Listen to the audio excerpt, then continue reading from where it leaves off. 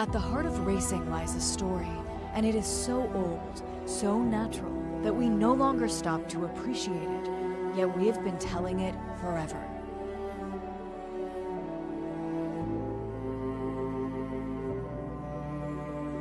In this crucible, the real heroes are not the cars, they are not the liveries, but they are you, our drivers.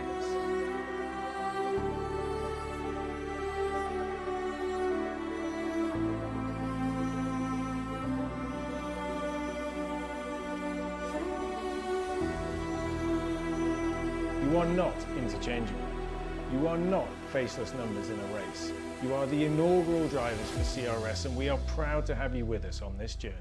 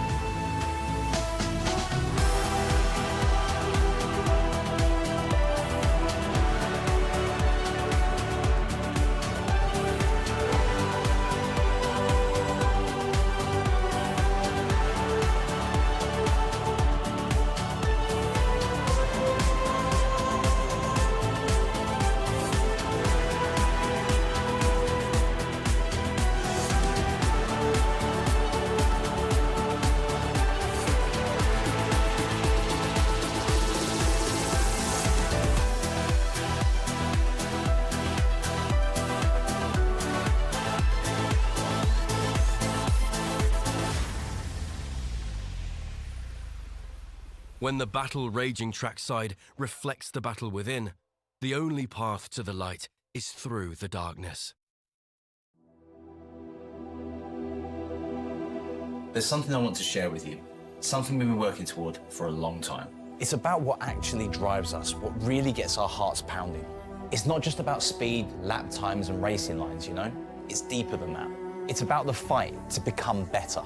We've all felt it. That moment when the odds are stacked against you and you find something within. Every story has a beginning, and ours starts here. With craft, with precision, with purpose. Every creation has a journey, and this one is just beginning. And what I'm about to show you is about connecting with that feeling, that primal urge to compete. For too long, we've been missing the narrative, the real story behind the numbers. We've forgotten that at the heart of every battle, every victory, every defeat, there's a human being. We want to bring those stories to life, to let you feel every turn, every overtake, every moment of success, and every hardship. Because that's what sticks with you. Behind every legend, there's legacy. And behind every legacy is the people who built it. If you strip away the noise, racing is about one thing: passion. Imagine a place where that passion meets precision, where dedication is celebrated and every performance means something to you. It's about building something authentic, something that respects the craft, but elevates the experience for everyone. And now, after all the work, planning and dreaming, I can finally show you. This is where the Crown Racing Series begins.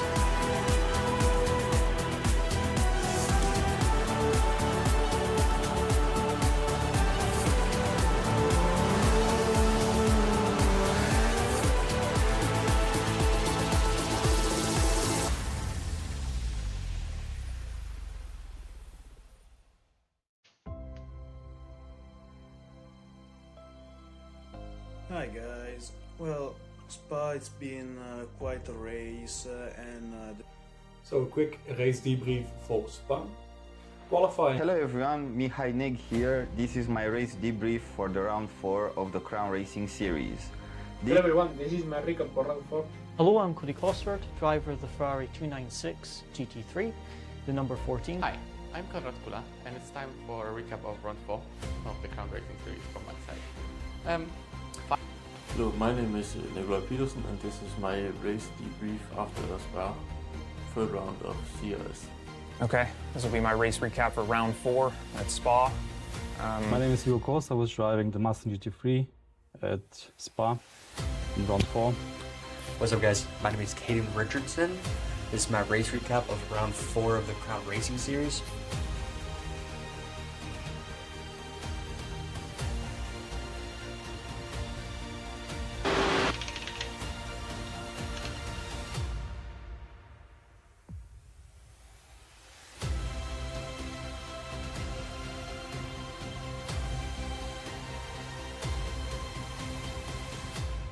When you start a journey like this, not everyone is going to support you. Not everyone gets it. And sometimes that can be difficult, but you have to look for those who do support you, who do believe in you, and then just keep going, just keep trying. And I think this applies to more than just racing.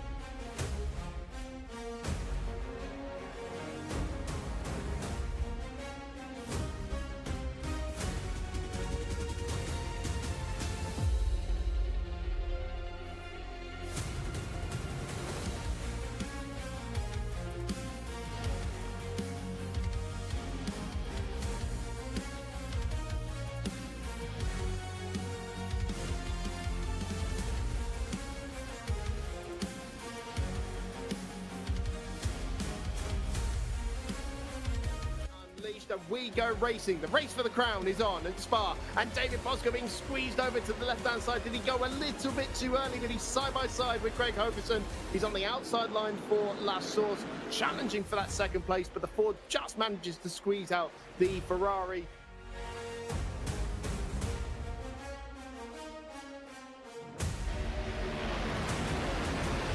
Slipstreaming by here, Hogerson alongside Danny Neo now as they make their way down the Camel Straight, and they touch on the way going into the Lake Combe chicane for the first time. Hogerson trying to go around the outside. That'll give him the inside line for the next element of the chicane. Brilliant wheel-to-wheel racing here as Neo is still alongside, still holds the advantage, and Hogerson ends up taking grass, and Bosco's off again! Unbelievable! The second race in a row. David Bosco is in the barriers at the end of the opening lap.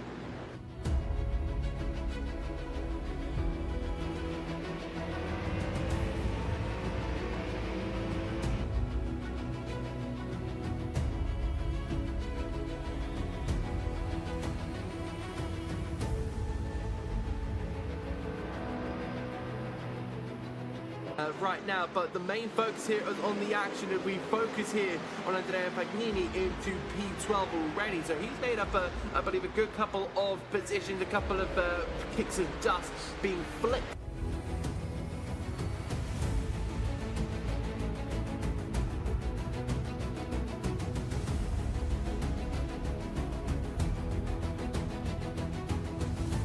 Incredible scenes on this opening lap. Hugh DeVos has been able to make up 4 places from his grid position and is very much in the hunt here because they're still well in a pack, just over a second covering the top 3 as it stands, but only about 4 seconds.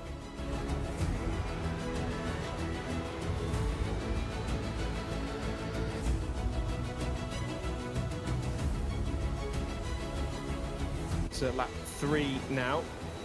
Panini with a good view of the sole Mercedes in this race, which is Caden Richardson, the American driver, in the 82. Let's see how the thumping V8 compares to the flat 6 of the Porsche.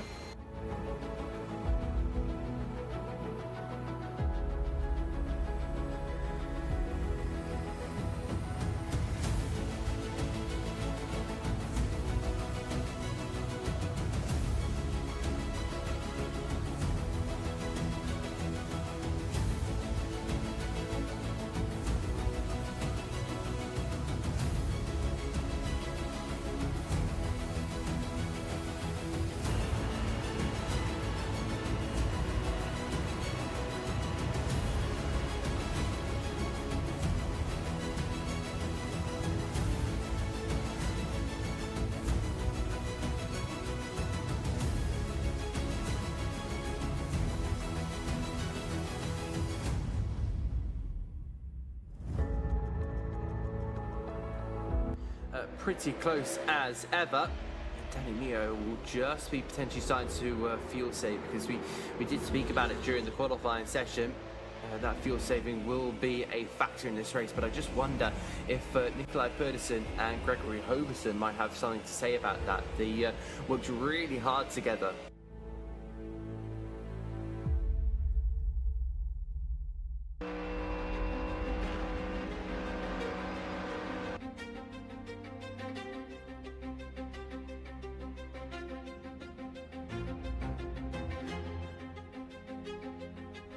Porsche not looking too healthy, because there goes Konrad Kulad, the Polish driver, getting back past the number 69 black and red Porsche. But I think somebody has a slowdown penalty during the field.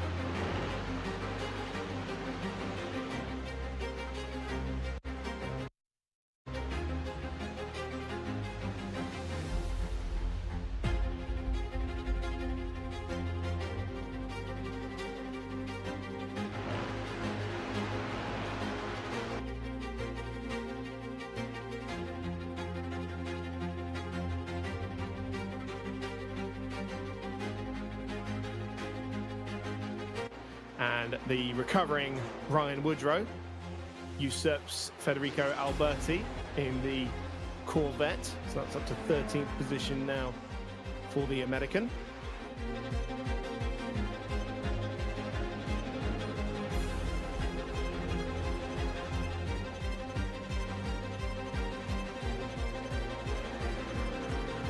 The car in between them. Was that Erdely going for the move on Hoverson? It was. And there was a gap on the inside there that now has to shut, because Luciano Whitvoet will try and walk through it.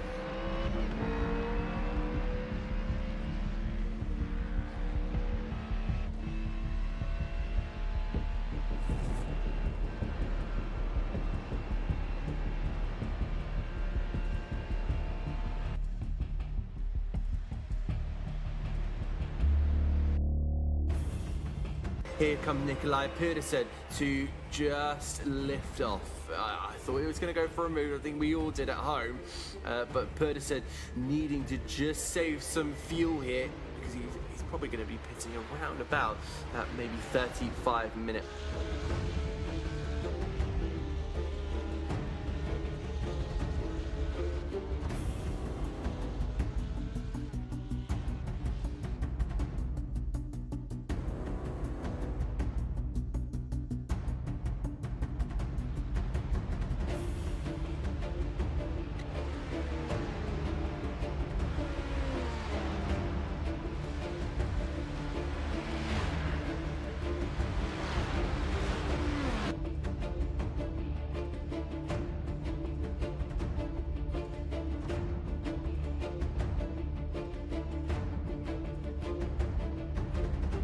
Differences, because with the Corvette, well, we'll see Caden Richardson going into the pit lane. So our producer is seemingly very intrigued to see what's going to be happening there. Federico Alberti in the pit lane. So suspectedly, Alberti has taken all four tyres and topped his fuel right up. Richardson has decided to spend a little bit less time in the pit lane.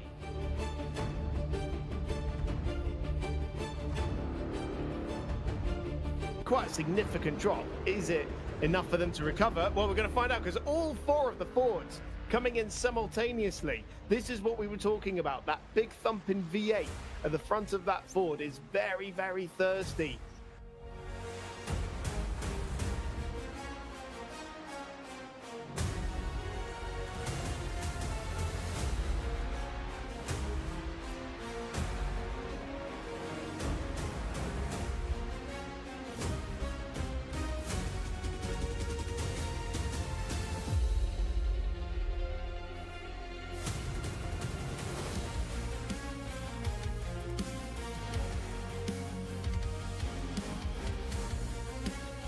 Nikolai Pedersen says, well, I'm going to have to go defensive here. But look up the inside, there goes Gregory Hoverson trying to put that 18 car kickoff off the gravel.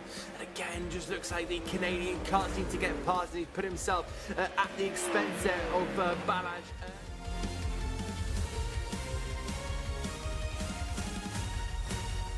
Race leader into pit lane, that extra lap there for Luciano Wipgoot. How is that going to serve him? The bus stop chicane, that's given an opportunity to Greg Hoverson. Here comes Wipgoot out of the pit lane now and around the outside at La Source, but it's a much tighter line on the pit exit, but it's not going to be enough to try and take the lead. Is it going to be enough to hold on to second though? Oh, not quite. Danny Neo goes through. Hoverson's going to take third position there as well, but Wipgoot has been able to make a small gain in usurping Balázs early though. How long will that last as the Ferrari gets up to speed and the Ford has the toe down the Camel straight? Look at those 5 cars, absolutely incredible stuff.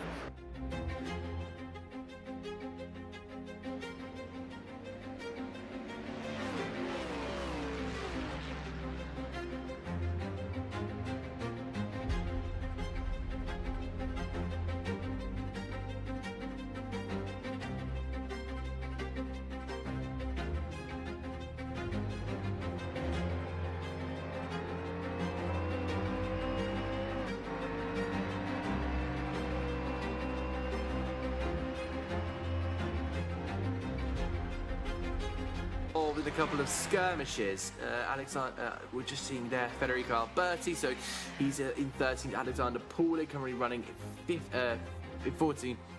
Yeah, not very pretty either. He's down 2.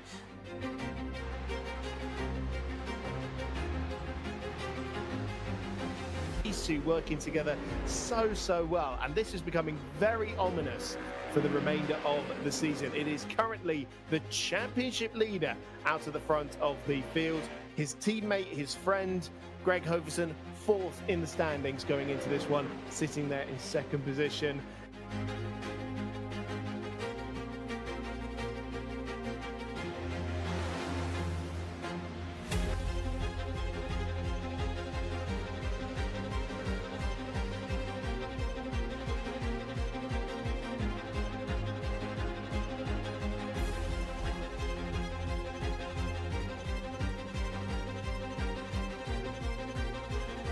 Balázs Erdely has absolutely nothing to lose here as the black Mustang goes around the outside. There's contact between the two, and that's now going to see Luciano Wipgoot go up into 3rd place. Danny Neo will be throwing his hands up thinking, what on earth are you doing? But Balázs...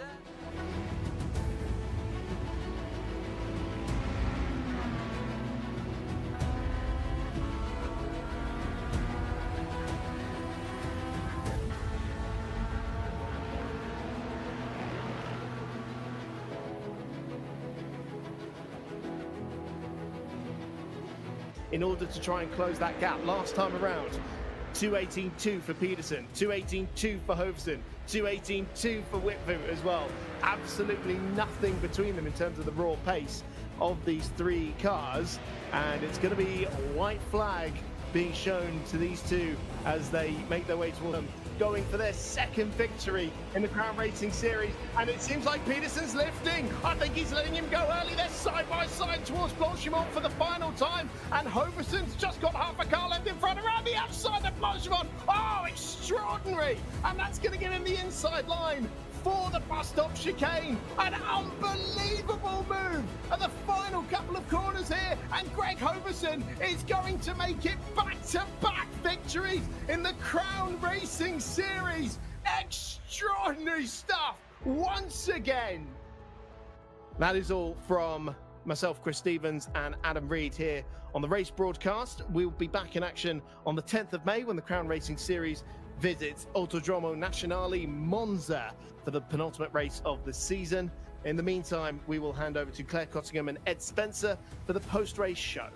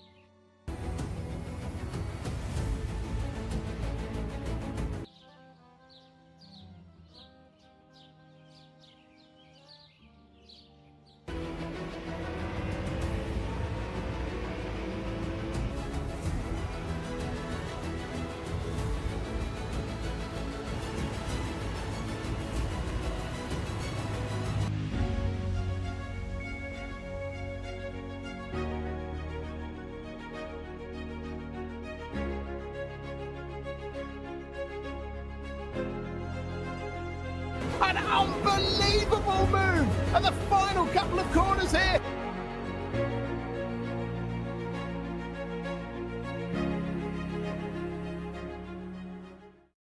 It's time for the penultimate round of the inaugural Crown Racing Series, and the championship is heating up.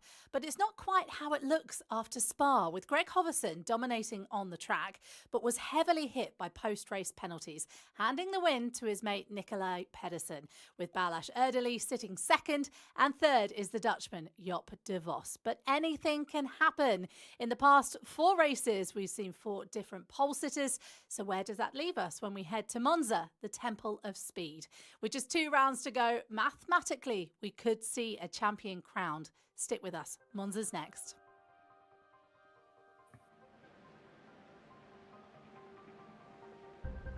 Welcome to Monza and the penultimate round of the inaugural Crown Racing Series. Only 2 races remain in the hunt for the championship.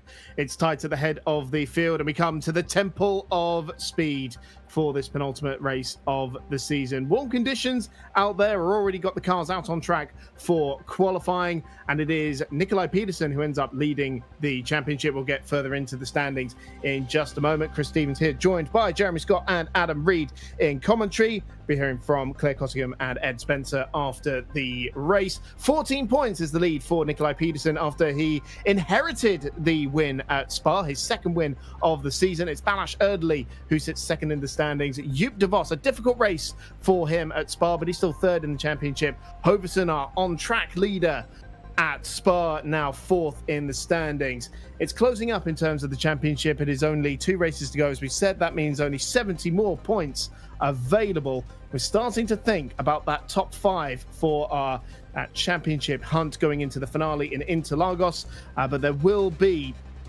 one less contender here. Luciano Witvoet will not be racing this weekend owing to a personal issue, so we will hopefully see him back in Interlagos, but that will definitely curtail his championship hopes. Jeremy Scott alongside me in commentary. What are we expecting to see here this weekend at the Temple of Speed?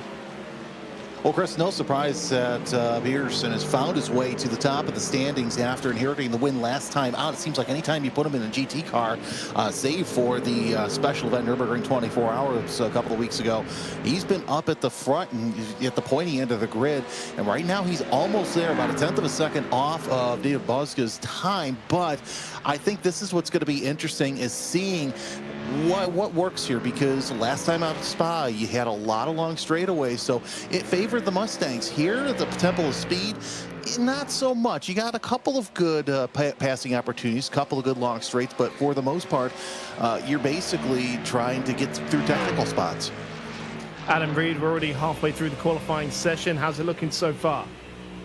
Yeah, it looks pretty strong at the moment. Of course, David Bozka came into this with a really, really good qualifying average, 2.8 to his name. Nicolai Pedersen at the moment 2nd place, but that looks to be something that he will look to change. Joop de Vos now goes to 3rd. So looking pretty strong so far. Clear skies compared to what we've been kind of seeing in the real world. But yeah, if you're looking for the action, I think it's going to come here. You know, we've got, as you said, Jeremy, we've got so many long straights on this circuit, so many action zones as well. So what I think we'll be in for is a really, really good race. I think, you know, when we go through kind of the race phases, we're not going to really know what to kind of expect at all. So keep your wits about you. Well, it's no surprise to see Bozka at the head of the standings. The championship order doesn't necessarily reflect his speed after he's had 2 consecutive first lap incidents that have seen him score nil points in Daytona and Spa-Francorchamps. But clearly there is still a lot of speed in his Ferrari 296, the number 6 car that was on pole position in Fuji. It's going for his 2nd pole position, currently fastest on a 1:46.848. Only a 1/10 of a second, though, less than a 1/10 of a second to the championship leader. Slightly different colours for the 2 NGK spark plug Ford Mustangs of himself and Gregory Hoverson. They both run for the Door Esports team in other categories. There are no teams in the Crown Racing Series, though. Everyone operates as individuals, although we have seen some team-ish tactics between those two Fords over the last couple of races, hence why they finished 1 and 2 on the road, but still in identical liveries, annoyingly for us. So rather selfishly, we're still going to complain about that, but still an awful lot of speed in those two Fords, as that is Hoverson, the Canadian, over the line. And Jeremy, no real surprise to see that everybody's looking for a tow. No, that was the point I was going to bring up too, is this straightaway here, coming off the final corner and into that first chicane. That's where we're going to see the draft really come into play. Igor Koss, though, running solo so far. Best time for him, 47.648. So we'll see what he does as he slows down to 56.069. So looking to see if he can get some fresh air, to say the least. But yeah, during the race, we're going to see a lot of drafting. We might see the snake throughout as well, with cars trying to break draft, especially near the end of the race. But so far, Chris, I've got to say these times have been nice and tight, and kind of retrospective what we normally see here at Monza. 1 1/4 seconds that covers the entire field at the moment, and that would be the closest field spread we've seen all season if it were to remain like this. We had 1.272 seconds covering the entire field in qualifying at Fuji. And we may be able to beat that here in this penultimate qualifying session of the season. Peterson here on a very good lap indeed. Currently second fastest, but he's got 2 green sectors so far on this lap, and he's got a bit of a slipstream from, well, at least one of the Porsches in front of him. And, oh, now that was blinking there for one of the Porsches, and that was Andrea Panini, who was very nearly not going to take part in today's race, owing to some technical issues, I believe, related to his internet, and that bit of blinking and bit of contact there subsequently, because Peterson didn't know where he was, would suggest that maybe there's still a little bit of fettling that Andrea Panini still needs to do. Yeah, indeed, that's going to be a little bit of an issue that may need to get sorted out, because, you know, it's really, really difficult, not just for yourself, but it's also difficult for the drivers around you, because you're not going to know where others are. So in a simulation like iRacing, it's really, really, crucial to know where everyone is. Slow car on the right-hand side, just kind of allowing other drivers to go through. But overall, that is something to keep an eye out for. But going into kind of this main part of the qualifying session, where we're starting to get to the end here, the gap is still, in fact, it's gone even tighter, 1.2 seconds. It's the entire field spread, and I think it's just because the speed of the circuit. Everyone is so similar. No matter what kind of car, the chassis. Everyone has got something around this circuit that has been able to make them fly, and that is what we're being able to see here. So it's just a testament to kind of the overall championship as a whole, to have these kind of gaps so close for us to really relish on. Well, currently it's 3 different manufacturers inside the top 3, with Ferrari, Ford and Porsche all up in there. The drivers select the car for the season. They are locked in for all 6 rounds, so they can't go, well, the Porsche works better at this track, so I'm going to use that one, or the Ford's a little bit better here, so we're going to use it at this track. You are locked in, and look at those 2 NGK spark plug Fords working together, Hoverson and Peterson, and that's worked wonders for Hoverson as he goes up to the top now, beating Bosga's provisional pole time by just 37 thousandths of a second. It's a 1:46.811 for the Canadian. And one has to wonder if Peterson's going to stay out there, or if he's going to keep that time, because essentially that's going to put them first and third and on the same side of the grid, where, as we've been talking about, drafting is absolutely key. Pagnini's still having some problems with flashing. He and Mihai Nag are both into the pits. There's Joop de Vos trying to get faster and faster. He's about a 0.2 of a second off the pole, 0.05 of a second off of the Pedersen's fastest time of 46.946. We haven't seen that move too much, and that has to do, I would imagine it has to do with a couple of 0Xs and 1Xs here and there, but a lot of moving up and down the grid. You saw right there Ryan Woodrow in the 44 Corvette, the only vet in the field, Chris, with a 47.289. Well, Bosger now goes back to the top, and he's done that without a slipstream, at least from what we can see. So there is an awful lot of raw speed in that virtual coach Ferrari 296. Bosger a 146.714, and it's still less than a tenth of a second between the top two. But it is Bosger once again at the head of the field, and he will really, really want to just have a clean lap. A clean start to the race for once. Joop de Vos now down to 4th position after Bosger and Hoverson's latest efforts. And it looks like the Dutchman's going to be bringing it into pit lane. Nope, just taking that cheeky little shortcut to the line. Taking it all the way to the line, and improved in the last sector, but did not manage to improve in his lap time. He stays on the 2nd row of the grid. Man, 3rd in the championship, 2-time podium finisher this year, still hunting for that first victory after he was denied post-race after winning on the road in Fuji. This is Ryan Woodrow, who's sort of been the best of the rest when we look at our championship protagonists. We've had Pedersen, De Vos, Erdely, Hoverson, Whitvu up in there, and then Woodrow kind of leads that second element through the rest of the field. He's currently 7th fastest in the Soul Corvette in the field, the number 44. Can he usurp Andrea Panini for a spot on the 3rd row of the grid? He's only 100th of a second slower, but he bails for the pit lane. Alexander Paulik, I think, is the only car left on the racetrack at this point, as he is 10th fastest in his Ferrari. Gets very sideways in the middle of the Alboreto curve, and around goes the Castrol car.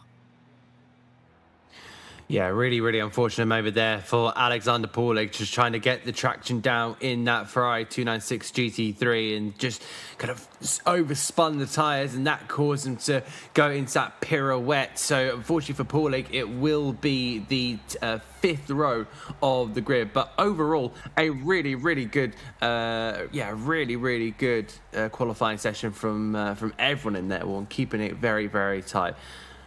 Well, it's David Bosger who bags his 2nd pole position here at Monza.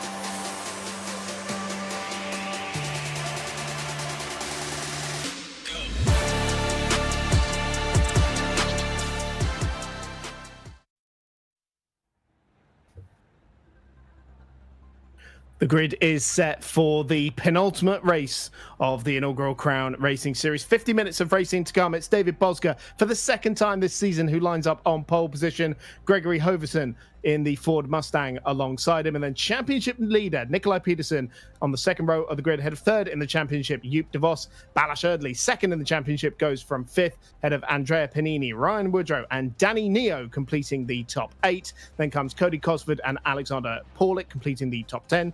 Caden Richardson and Conrad Kula on row 6. Then comes Igor Kos, Federico Alberti, and Mihai Neg at the back of a 15-car field. A slightly reduced field, as we mentioned, for Luciano Whitvoet, not racing for personal reasons.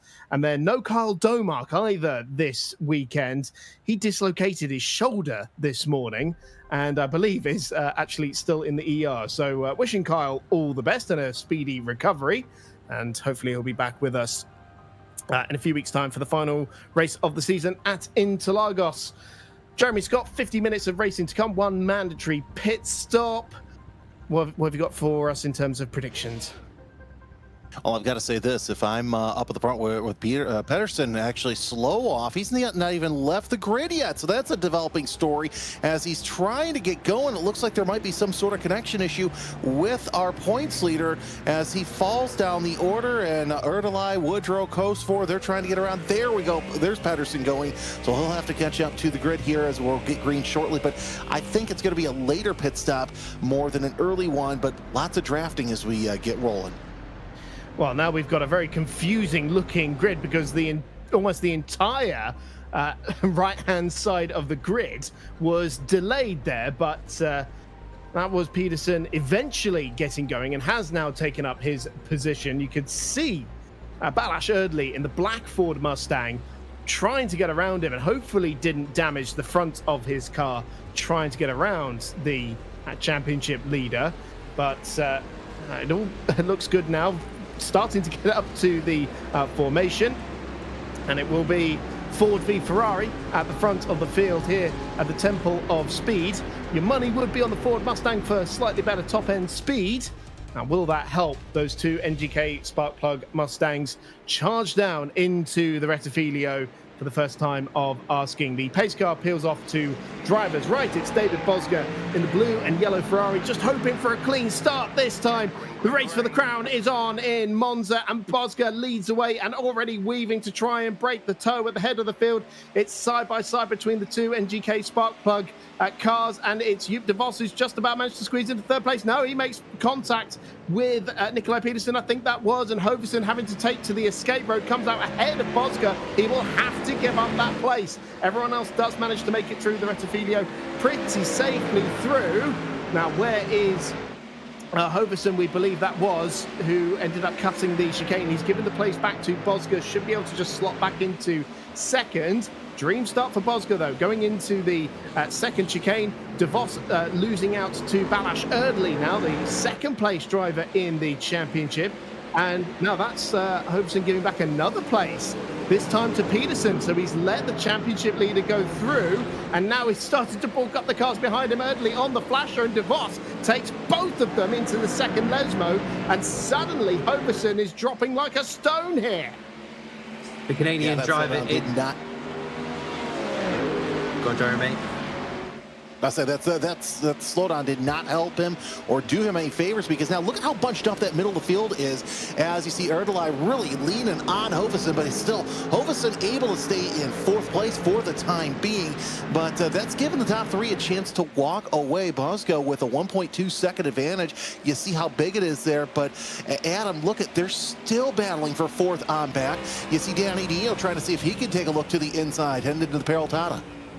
I think Hoverson's damaged here. He's got a little bit of on the maybe the front of the car, so I wonder if it's maybe potentially affecting him. Remember, he is the one that skipped the chicane as well, so you can see that on the right hand side there's definitely something. I think also the wheel is slightly exposed in that as well, so that will be causing problems here for one of our title contenders. But in toward the chicane once again, he's being put under pressure here by Balazs Erdely, but up the inside now goes Danny Neo, 3 wide in toward the first chicane. That's not going to end up well. Hoverson's in the gravel, Neo's in the gravel, and they're going to have to now try and pick their way out and rejoin the track safely. Oh, a bit of contact between a couple of cars as well. This is going to get all sorts of feisty. Chris. Well, that has undone what was a very good start for Danny Neo. He was up 2 places from his starting position. He was about to make up 2 more places, but contact with Gregory Hoverson, one of the championship contenders, in very early strife here. And he's made contact with another car, this time another of the Walk Racing cars, which was Mihai Neg, coming up from the back of the grid. And you're absolutely right, Adam, there is damage to the front right corner of that Ford Mustang, and it is causing Hoverson no end of problems. And we're hearing that Andrea Panini having more connection issues as we'll see him fall up and down the order. Right now, he is sitting further back in the field than we normally see, right there in 5th place. So not a good place for him. We saw how in qualifying those connection issues were affecting him as there was that contact between he and I believe it was Pedersen, but still the damage just gets from worse to worse as Hoverson sitting back there. Might have to give up another good position. Here's Cody goes forward. Now we're going to go 3 wide, almost going in to the final quarter. And this is not what you want to see here in these early stages, but with only 15 cars, you know, everybody's got to try and fight for some sort of position. You see the 82 of Caden Richardson go a little bit wide. Richardson with a good start of the race so far, but Cody goes forward trying to see if he can go up once again 3 wide down the front straightaway. It's going to be a hold your breath moment as we try and go 4 wide. You can't really do that here at Monza, and now everybody jostling for position. How do we get through the first chicane? It's going to be very tight once again, but man, that was some close racing. There was a little touch between Igor Kos and Caden Richardson coming out of the Alboreto curve, which sort of instigated that dramatic moment down the start-finish straight. But it is Igor Kos who comes out the better in all of that. One of the Walk Racing drivers, now in 7th position for the German driver. And this is Hoverson trying to regain a little bit of ground with a move on Conrad Kula going into the Della Roggia chicane. That was for 10th position. And so the Canadian starting to regain a little bit of ground as he's getting to grips with the damage on the front end of his Ford Mustang. Up at the front of the field though, Bosga leads by 2.2 seconds now. It's Ferrari, Ford and Porsche up at the front of the field. Strong stuff from David Bosga. I think he'll be very happy in this race, especially with the luck that he's happened over the last 2 races. Of course, he's done what I'm pretty sure is an equal to 0 racing laps over the last 2 races. Now he is going to be completing 3 in the race lead, but he's going to be continuously getting those lead laps in. This is Gregory Hoverson down in towards the first corner. That was Danny Neo up the inside. 3 doesn't go into 1. Very, very well done from the 28 there of Erdely to back out of that one, but it just sent Hoverson and Neo down to the chicane. Chris, what do you make of this one? So we're going to see it again from Hoverson's perspective. You see, he's turning right, but the car's not going because he's got that damage on the front end. And sure, he wasn't trying to walk Danny Neo into the gravel, but that's what ended up happening. And we do have an independent set of judges and stewards who will be looking at that post-race. I wouldn't be surprised to see Hoverson slapped with a penalty for that one. Already an awful lot of gravel that's been kicked up onto the exit of the Rettifilo and onto the Curva Grande as well. Here we've got Panache, Erdely and Panini and Woodrow. Sorry, Jeremy? No, I was just trying to think too. There's something that really makes my point earlier. Remember, we were talking about, and this is for both of you gentlemen, we were talking about how the later you pit, the better off you're going to be in strategy. Hoverson's got to pit soon because he's running about 1 to 2 seconds off the leader's time, which is not what he was running in qualifying. So I'll pose this first to Adam and then Chris. I'd love to hear your opinion on this. Does Hoverson pit early to kind of stave off the damage, or does he still go along with the same pit strategy? It is a really difficult one, especially in the situation that he's in. You can clearly see the damage is very much evident. I don't know what he's going to be able to sense in that race car because, you know, if it all seems fine to him, then he's just maybe not. He might feel that there might be something with the tyres. He might feel that there's going to be something up with the setup. Maybe he got that wrong, and the damage is kind of adding on to his woes in this sense. It's a really difficult thing. But yeah, you can see this was lap 1 here, down into all the chicane. There was two of the drivers getting involved with themselves, and that was the Porsche going into the back of him. So not really his fault, but that damage was the reason why he's now falling all the way back to 10. So if I was him, I would definitely probably try and pit now, just to kind of get that done out of the way. You have a shorter stop as well. You can see here, this is Joop de Vos. It's classic Monza T1, I think, Chris. Yeah, it absolutely is. So it's a nudge from de Vos that pitches Hoverson into the back of Bosga's car. That's where the front right damage comes from. And de Vos is now up into second place, ahead of Nikolai Peterson. I think at the start of the previous lap somewhere, the Dutchman did manage to find his way through.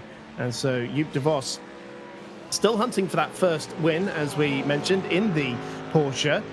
Came very close in Daytona. It was a fuel-saving nightmare for him. This is where the places changed. It's the flat six in the back of the Porsche going up against the Coyote V8 at the front of the Mustang. And it is German power that manages to pull through going into the Rettifilo. That is how Joop de Vos took second place. Jeremy, one thing we're not seeing here that we have seen in the previous two races is just a massive queue of cars with everybody sitting in the slipstream and lifting and coasting. There's proper battling going on here still. And I think a lot of it has to do with the Hoverson incident, because you saw everybody bunched up, and then the lap 2, lap 3 incident, that's where you started to see the split. Of course, Bosga, he's in a different zip code in and of himself, as you see Hoverson now having to possibly give up position to Conrad Kula, who has nose out front flashing his lights. They're leaning on each other, heading down the straightaway towards the Rettifilo, and it'll be interesting. Oh, that's a hard hit by both of those drivers. That is not something you want to see, and you're looking out of the view of Paulik. Let's see how they go through that first chicane.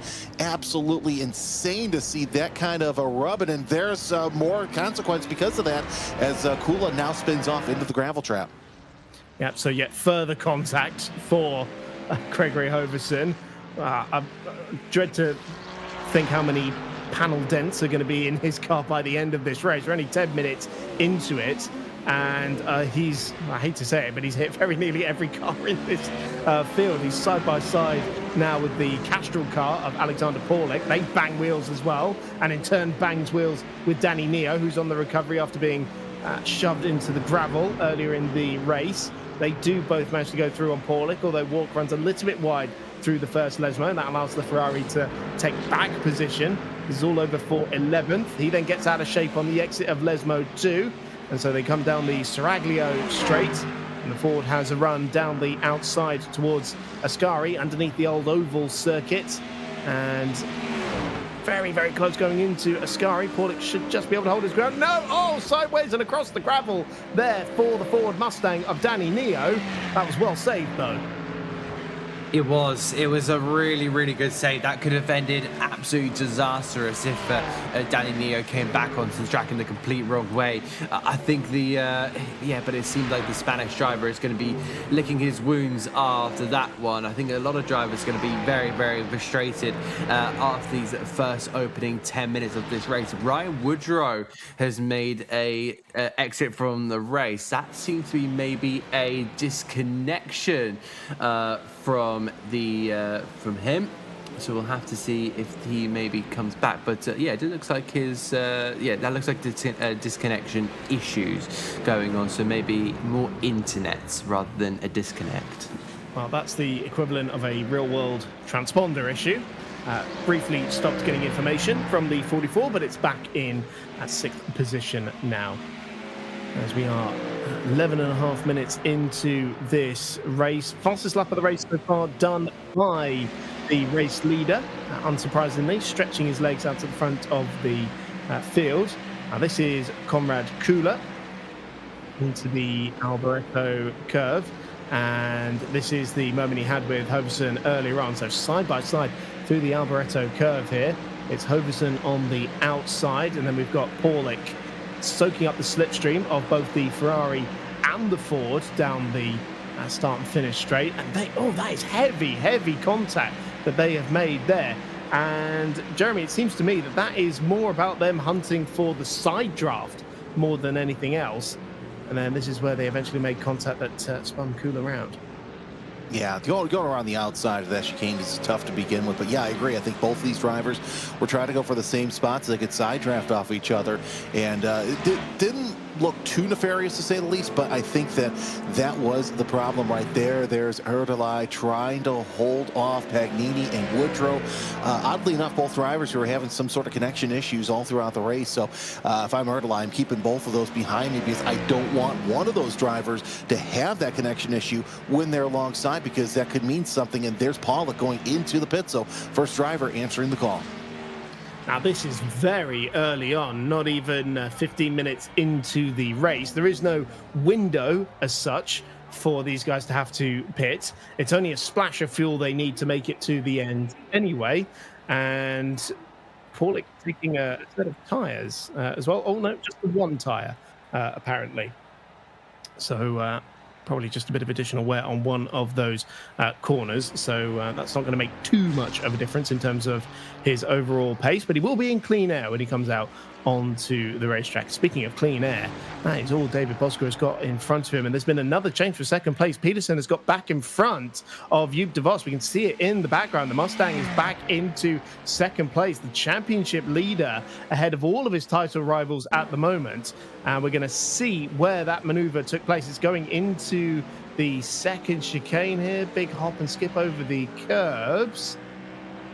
And that is de Vos yielding the place. Now, is that a slowdown penalty there, I wonder?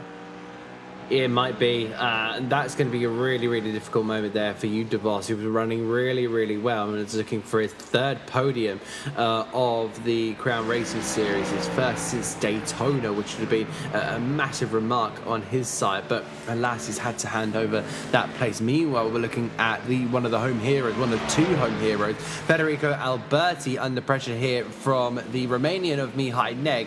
Neg is going to go around the outside here, try and go later on the brakes on his in his big American machine here, but the Ferrari is trying to slick its way on that outside line. But I wonder who will get the drag here. Mihai Neg just putting himself right in the slipstream of the Ferrari, and the Ferrari will look to try and gallop his way down the straight here, but Mihai Neg is not willing to pull out just yet, but onto the brakes he goes. I think he's just trying to put Alberti off slightly, but it looks like the Italian driver managing to just about keep his braking points correctly.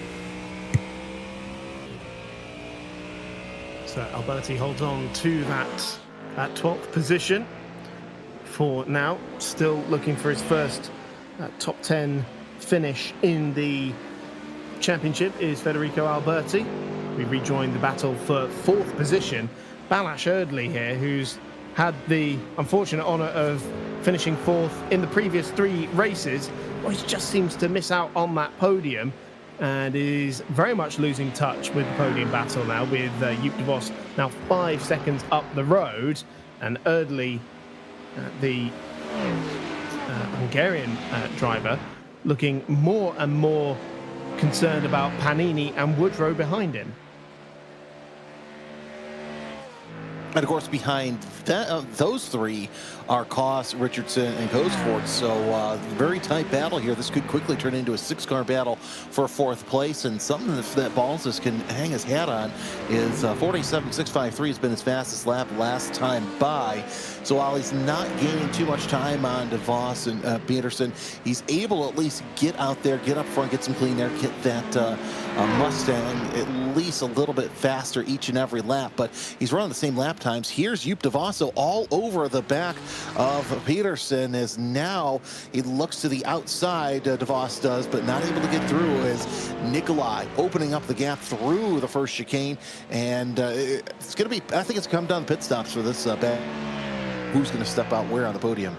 And Jeremy, my mind goes back to Daytona, where Joop de Vos went longer than everyone else in that race. Yes, he ended up making a small miscalculation in terms of the fuel because he was lifting and coasting like crazy towards the end of the race, but he did manage to go farther than anyone else, and he is currently in the tow of that Ford as well, so he can gain a little bit more distance into this race before he needs to pit. We know the Ferrari is a little bit more fuel efficient than the Ford anyway, so despite Bosga being in clean air, Peterson himself doesn't have a tow, so you would assume that he is going to be the first one of these leading three to come into the pits. As again, we have DeVos tucked up right behind, but he's not going for that move. No, he's not. I think... Yeah, it doesn't look like at the moment Joop de Vos is willing to just try and put a move in early doors, but he is still clambering all over the back of Nikolai Pedersen. I think he does want to go for that move now that he's kind of sussed out what, you know, the Danish driver has been doing the last couple of laps. So he's been able to follow that Ford Mustang and see how he goes and approaches the lap here. But once again, we see another chapter in American power versus German power.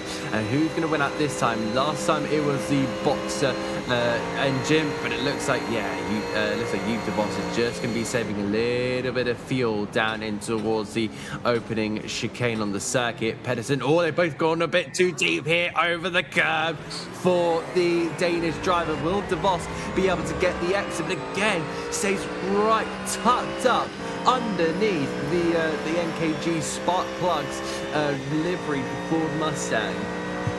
Well, this is costing them both time now. They are 7 seconds behind the race leader. And Pedersen, the championship leader, also a champion in midget racing in Denmark and currently competing in the Danish Supercars Championship as well. He's the one who is holding up Joop de Vos at the moment. We've got a close call here between Mihai Neg and Federico Alberti down the start-finish straight. And that is Alberti going very, very deep into the Rettifilio, allowing both Mihai Neg and Conrad Kula through. So that is Mihai Neg into 12th position. Kula in 13th now. And now he's going for 11th place, and Mihai Neg going wide on the exit of the second Lesmo. So Alberti will take one of those places back. And up into 13th position now. Battles all the way through the field. Yeah, and that's nice that everybody has somebody to play with at this point, but Alberti trying to see if he can get inside the mirrors of Kula so he can get that extra spot back, as Panini, because of his disconnection issues, having some fallback, and now Joop de Vos doing his best to keep Pedersen behind him down the straightaway into the Rettifilio. We'll see if the Ford Mustang decides it wants to go to the inside or the outside. A little bit of a defensive line headed down off of the pit straight as Ryan Woodrow comes into the pits as he takes his Corvette in for service this time by, and looking down the track, de Vos still holding on to that second place. And you know, Chris, you mentioned too with the Bosca opening up a 7-second lead. You take a look at the battles, 47.818 out of Bosca, de Vos and Pedersen both running in the 49-second range. So that gap is only going to grow the more that de Vos and Pedersen decide they want to race with each other. And that was 1.3 seconds slower than the race leader last time around. So de Vos, you imagine, is going to try and pull a bit of a gap to the Ford. We are approaching half race distance. We're not quite there yet. 20 minutes into the race, so another 30 minutes still to run. And look at this battle for fourth position hotting up as well, with Caden Richardson now being joined by Cody Cosford at the back of that train. Cosford, the young Scotsman who scored his best finish in the championship last time out in 8th position. Soaking up the slipstream with the Soul AMG on the grid, the number 82 of Caden Richardson down into Ascari, and is well in this fight for fourth position that is still being led by Balash Erdely. Still running on their way down towards Parabolica for Cosford, really trying to continue to push on forward. But you know, what is it this Ferrari like up against the Mercedes? Because we know the front engine Mercedes might have a little bit of an advantage down the straight, but there's been a lot of just kind of tucking in behind the rear wings of other drivers. So will Cosford go for the move this time around? And it looks like Andrea Pagnini has gone into the pits of the driver, who of course shows some difficult connection issues, especially in the qualifying session earlier on. I don't think he's going to be alone here, and I am right in saying that because Federico Alberti has made his way into the pits, one of two Italian drivers in the field. In fact, that's both Italian drivers making the pit stop as well. I'm being told that Pagnini is pitting with one tyre, so I wonder if he maybe locked it up at some point, or it's just been kind of getting the battered and the bruise around this Monza circuit. Well, it's the left-hand side tyres that take a bit of a hammering around this track. So probably front or rear, depending on which one you're abusing more. And I'll be interested to see where Panini comes out in relation to Ryan Woodrow. I think he's come out just ahead of the American. Now, they were trading places before the pit stop phase, but the Porsche has gone out just ahead. Now, he's got to get those tyres back up to temperature, but crucially, he's got track position over Woodrow. So the undercut not necessarily working out fantastically in this instance. That's going to be good information for everyone else in the field. It really will, because we'll see who pits when. These guys don't necessarily know, exactly how that's going to work when they're behind the wheel. But either way, Woodrow and Pagnini, the fastest of the drivers who have pitted. The fastest out of everyone, though, that's David Bosga as he comes across the line, 47.163. So now we're starting to see the fall off come down, and 7 seconds. Yeah, it's a lot, but at least you can still see the Joop de Vos Nikolai Pedersen battle. Pedersen goes quick as 46.846. So could the Mustang be coming to life? Well, it's going to be hard to really make it come to life, because he's got Joop de Vos ahead of him. But not only, they're keeping the same distance between Bosga and those two, Erdely, Koss, and Richardson. They're starting to lose ground against the battle for second place. And remember, when we talk about the fastest lap, it is not just pace on the racetrack, and that is an extra 3 championship points available there as well, which currently are going the way of the championship leader. Now, this is Andrea Panini, who has got Ryan Woodrow for close company. Now, Peterson on the De La Rocha chicane just then picked up a slowdown penalty. You can see how much that's opened up the gap to Joop de Vos. So the Ford Mustang dropping back from the second place car. So that's going to be something to keep an eye out for, because those top 4 are looking pretty comfortable where they are. Again, de Vos and Peterson are still going into a good amount of battling here. We look back towards the rear end of the field. Ryan Woodrow having to stay defensive of Andrea Pagnini because of course, both of them have made a pit stop as well. So this is pretty much your leader in the drivers that have made their mandatory pit stop heading in toward the chicane.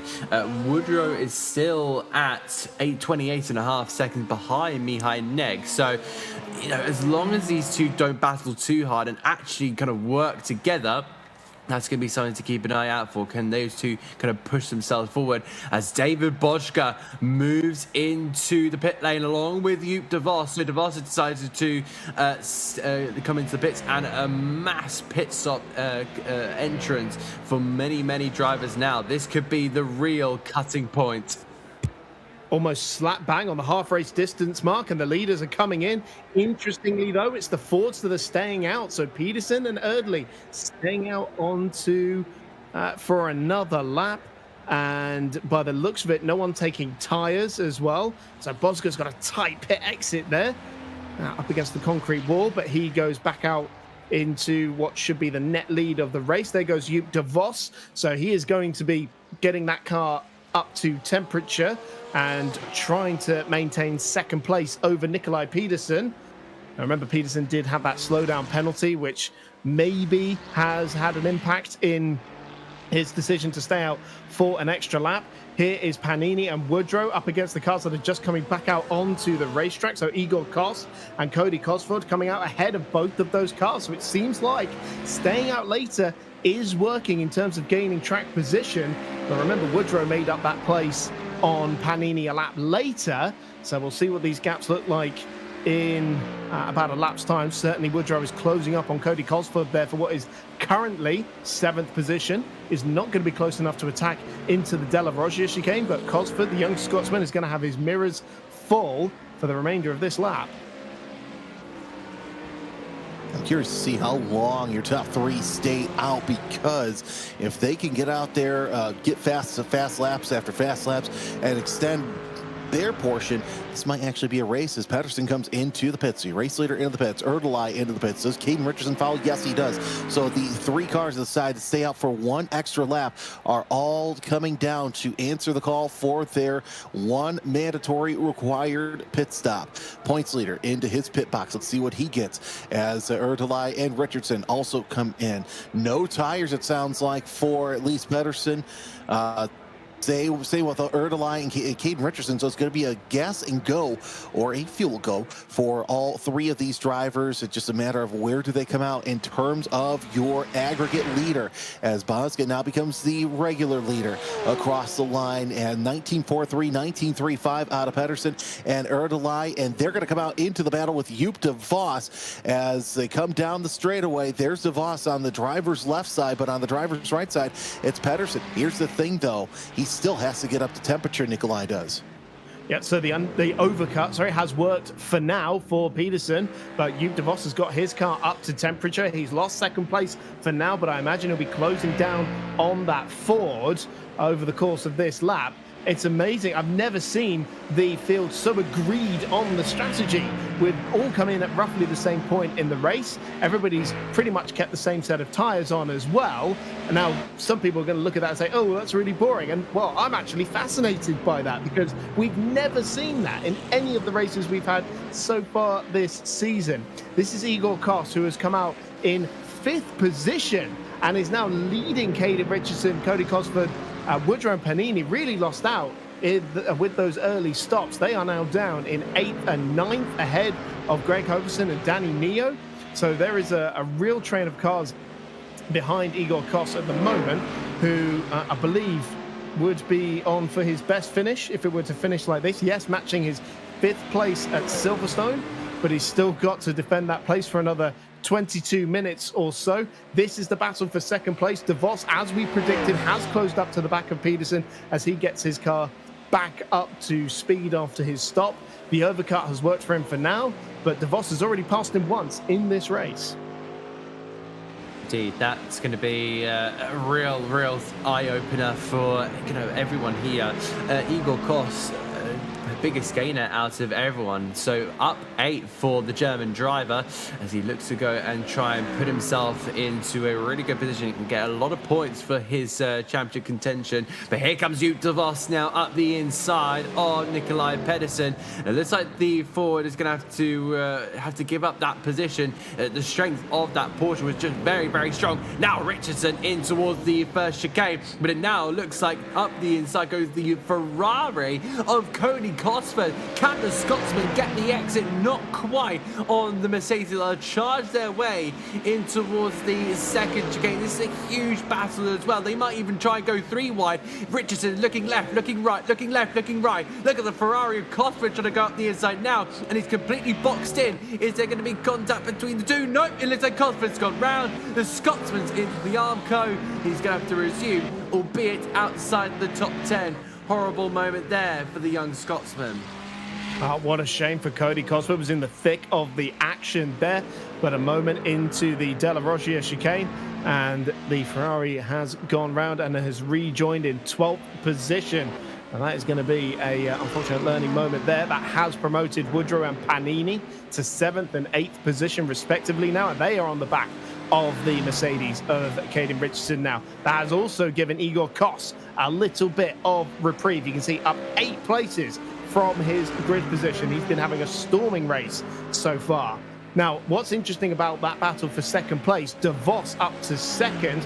Remember, he's 3rd in the championship. He's 30 points back from the championship leader, Nikolai Pedersen. But with the way that it stands at the moment, with Pedersen holding the fastest lap, they're actually scoring the same number of points. So Pedersen is not losing any of his championship lead as it stands. When you take a look at 2nd, 3rd, and 4th, that's 1, 2, 3 in the points, with Erdely sitting in 2nd place. So if Erdely can catch up to De Vos and Pedersen, that's going to have some consequence. Will have some consequence. Here is Caden Richardson trying to hold off Ryan Woodrow. He does for the time being, but knocking at the back door as Panini. However, Woodrow able to get by. Panini decides he's going to latch on to the Corvette coming out of the first chicane, but still 2-for-1 special, and it's not the good one for Caden Richardson as he loses 6th and 7th place. Now Panini has to do the high line as a little bit of offensive work and a little bit of rubbing going into the second chicane as Richardson decides to push Panini just a little bit aside. And as they go through the Lesmos once again, Richardson is trying to get around Woodrow. He wants that 6th place back bad. Well, Panini, a European darts player, and that was very nearly a bullseye for the Italian as he tried to get around Caden Richardson. Didn't quite manage to come off, though. He's now being joined by Greg Hoverson, still with that damage sustained from the start of the race. But Hoverson doing well to still be inside the top 10, I would say. He is, especially with the damage that he occurred very, very early on, right on that first corner of the first lap. You know, he's on the fight back. You can tell by the kind of the animation of Hoverson. He's still trying to charge on forward and continue his fantastic form. Just 2 podiums in the last 2 races have been the spell for Hoverson. He's been kind of a late bloomer in the championship as well. You know, finishing 12th and 7th in Fuji. Really kind of didn't really see him as a title contender, but you know, slowly as the season's come on, he's put the pressure on and got 2 podiums in the last 2 races, and that's been really, really decisive. So now Hoverson's got to try and rescue a good result. So this is going to be putting a lot of pressure on him.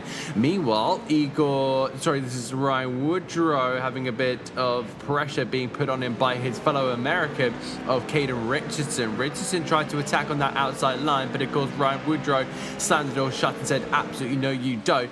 Pagnini is also trying to get in on the action. If they battle too much here, I think you could put 2 and 2 together, Chris, because here comes Greg Hoverson. So down into the De La Roggia, and it is still the Mercedes second in the train. Great battling between the Corvette, the Mercedes, the Porsche and the Ford, all in this fight. Making their way through the Lesmos, the first Lesmo, and then tightening up through the second.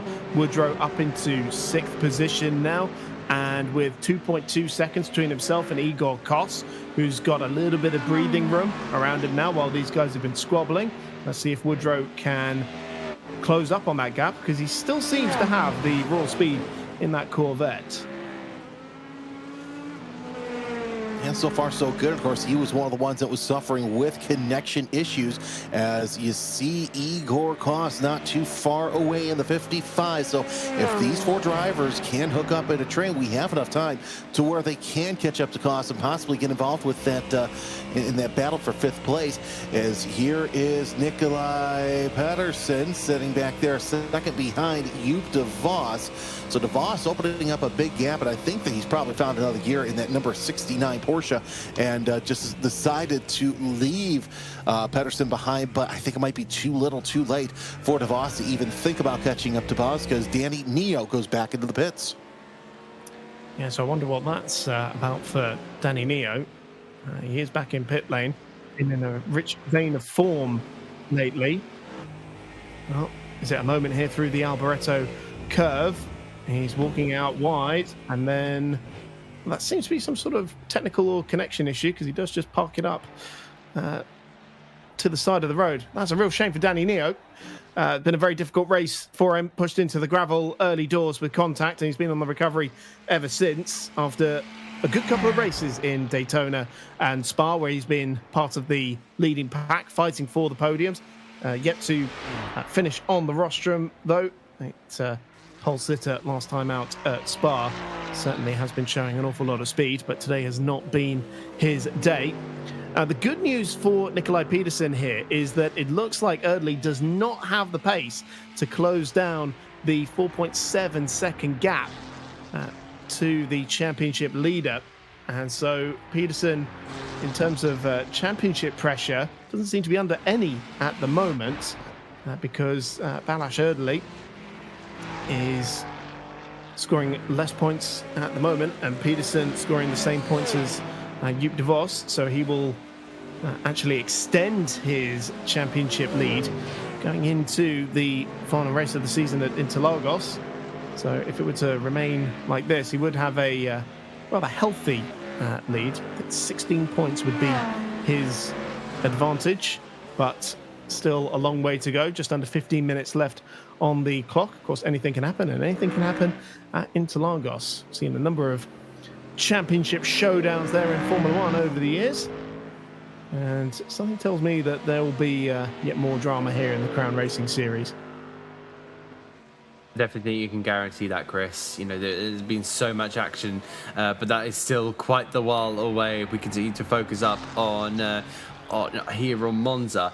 Just having a look at Gregory Hoverson's lap times, he's been able to keep on tabs with the leaders.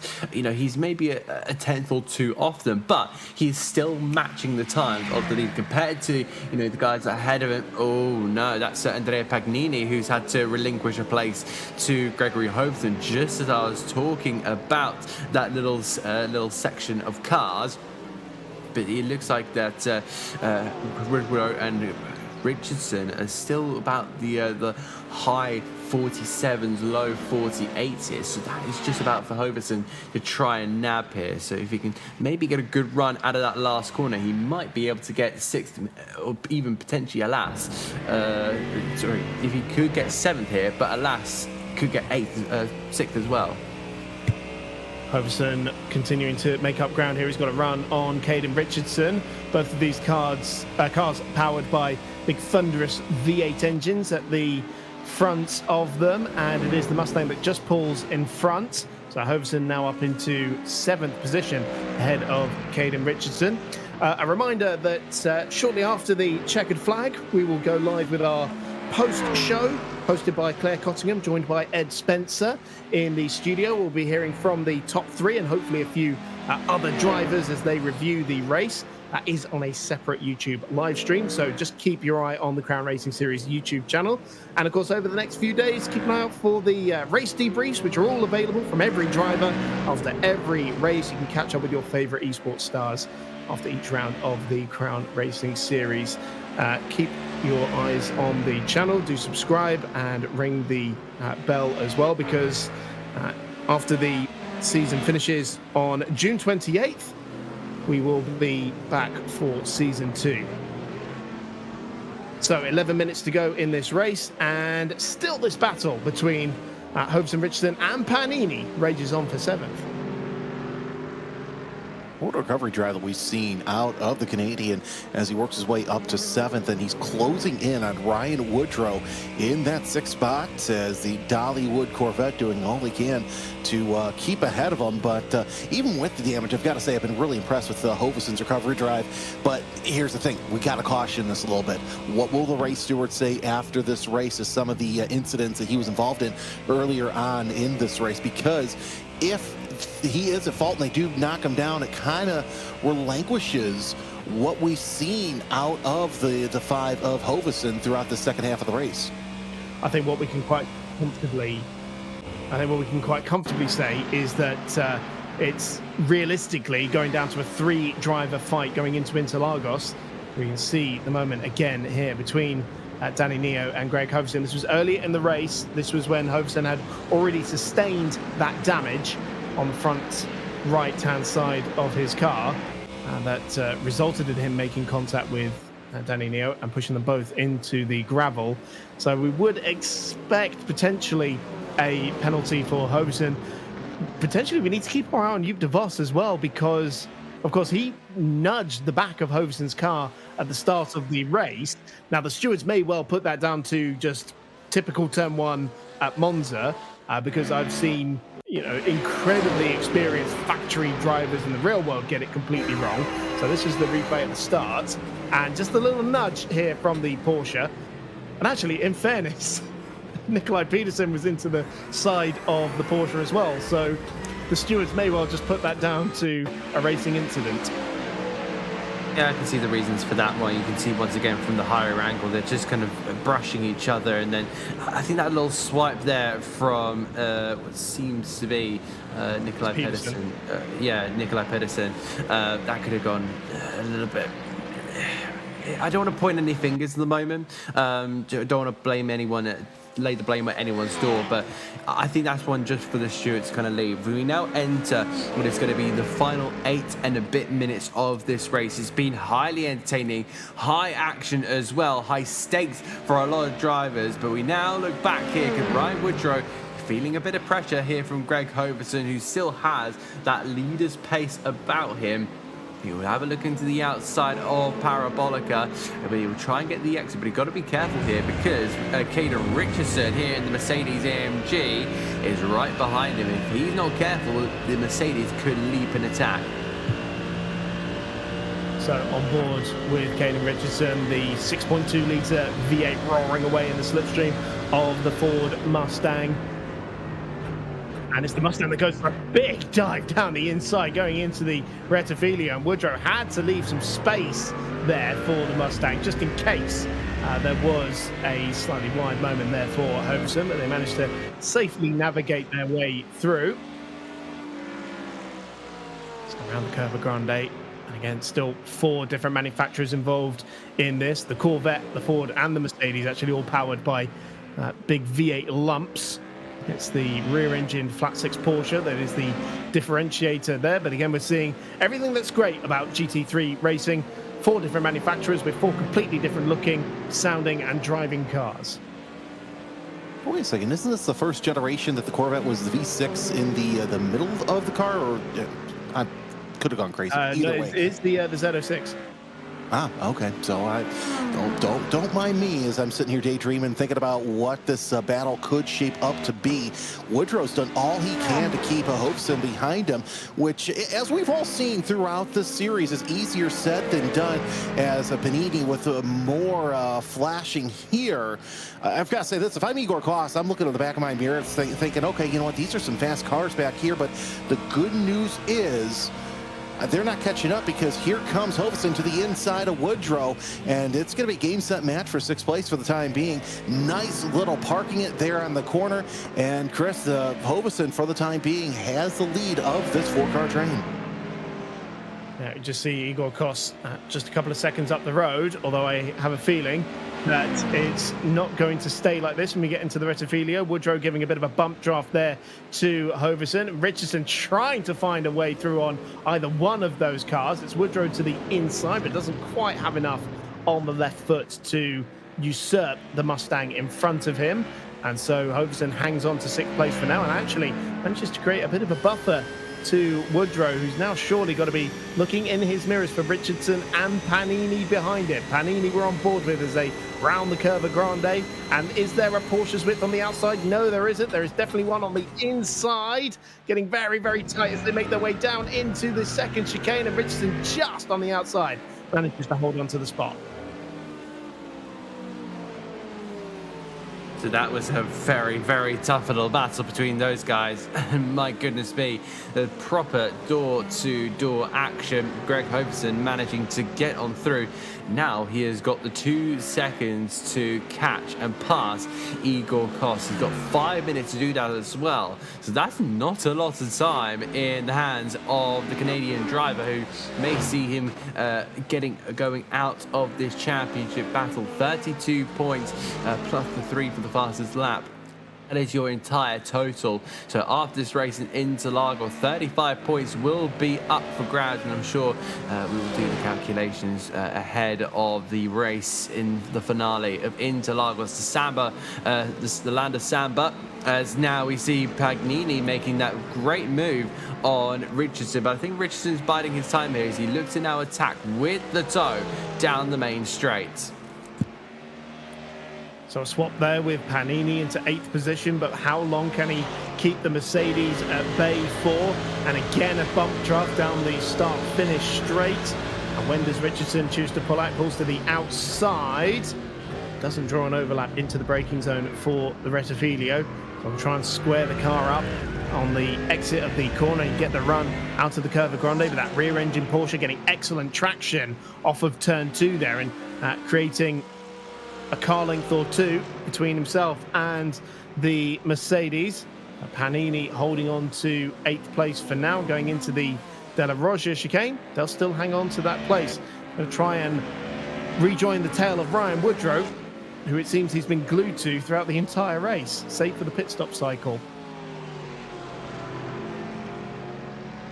Kind of weird to see this little split here that we've seen these four cars the past 10-15 minutes really work themselves on, but now Richardson really has to try and see what he can do to get up to this battle for 5th, 6th, and 7th, I should say, between Woodrow, who's in that 7th spot, and Hofsson, who's in 6th. There's Igor Koss, who has been the lucky beneficiary for the time being, but I don't think that they're going to catch up to Koss in that Ford Mustang.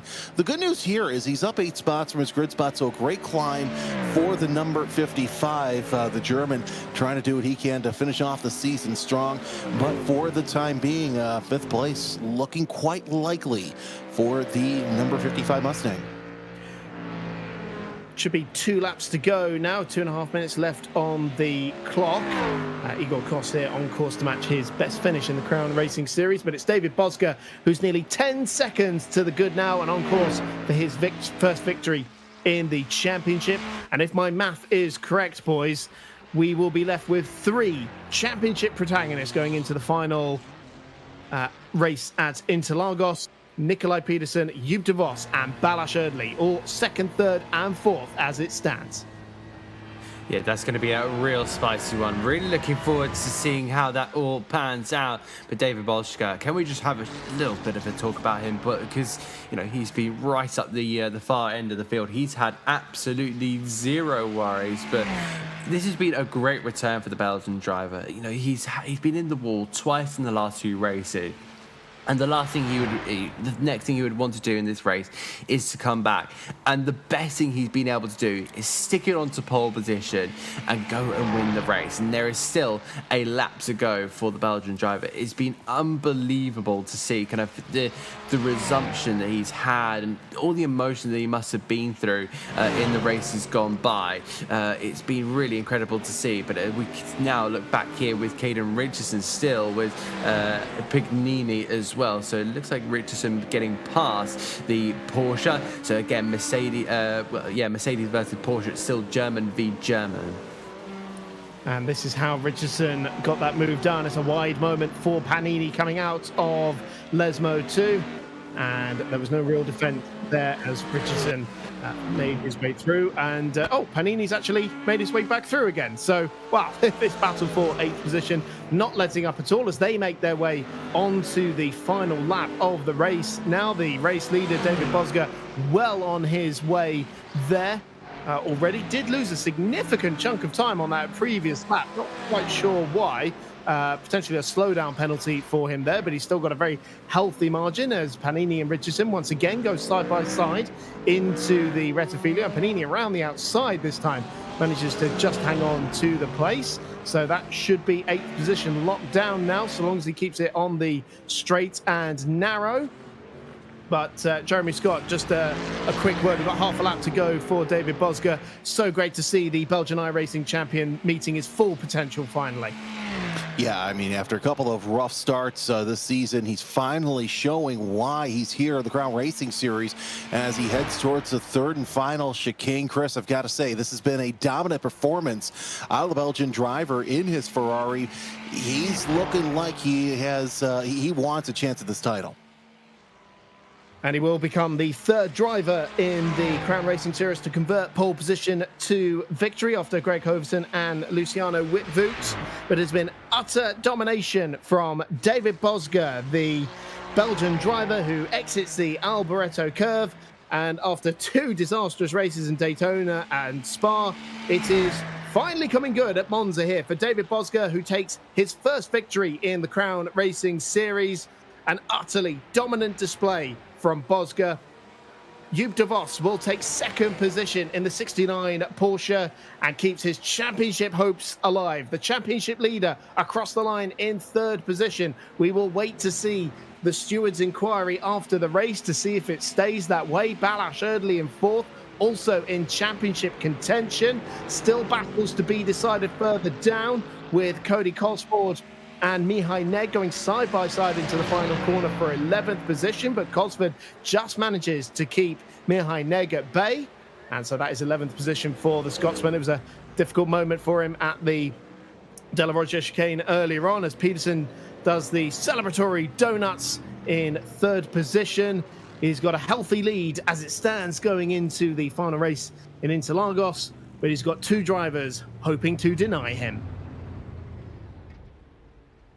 Oh, that was a very, very entertaining race there. I mean, mighty from absolutely everyone. But, you know, there are your final results. David Boschke is your eventual winner, 7.6 seconds ahead of Joop de Vos. The Dutchman, I'm sure, will walk away from this results very, very happy indeed.